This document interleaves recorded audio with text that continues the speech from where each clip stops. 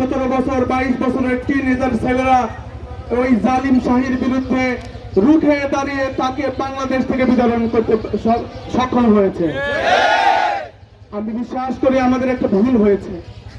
সেই ভুলটা হলো 5 তারিখে এই জালিম শাহীর পতন ঘটানোর পরে বাংলাদেশে সেই দিন বিপ্লবী সরকার তরুণদের এই গঠন করা উচিত ছিল।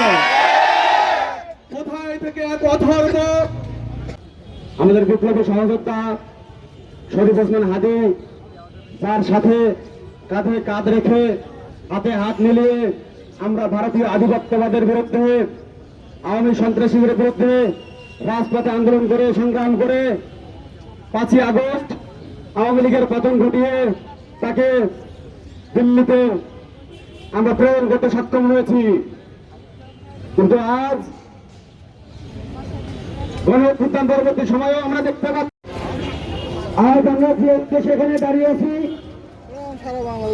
আমাদের এই সহযোগিত বড় ভাই যার নেতৃত্বে আমরা এই প্রক্রিয়া থেকে আন্দোলন করেছিলাম, সে হাদি ভাইয়ের হত্যার বিচারে আমাদেরকে নেওয়া হয়েছে।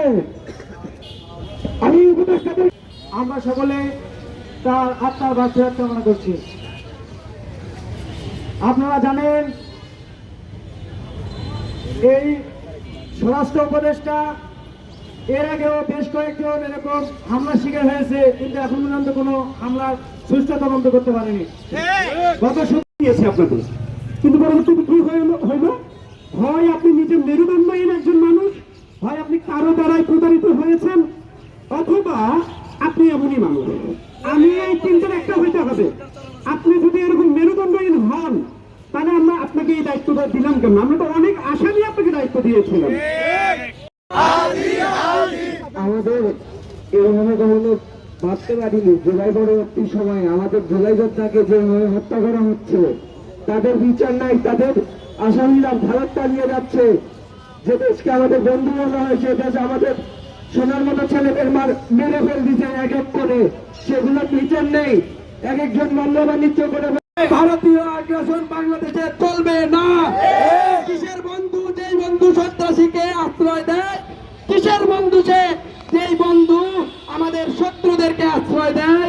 কিসের বন্ধু? যেই বন্ধু দেশের ক্ষতি করে যারা তাদেরকে আশ্রয় দেয়। এমন যোদ্ধা যারা দেশের জন্য কাজ করে, আর তাদেরকে এইভাবে নির্মম ভাবে দিন দুপুরে হত্যা করলো। প্রশাসন কেউ কিচ্ছু করতে পারলো না। আমার ছেলের মামলা করেছি, আমার ছেলের আজও কোনো আসামি আমাদের থানায়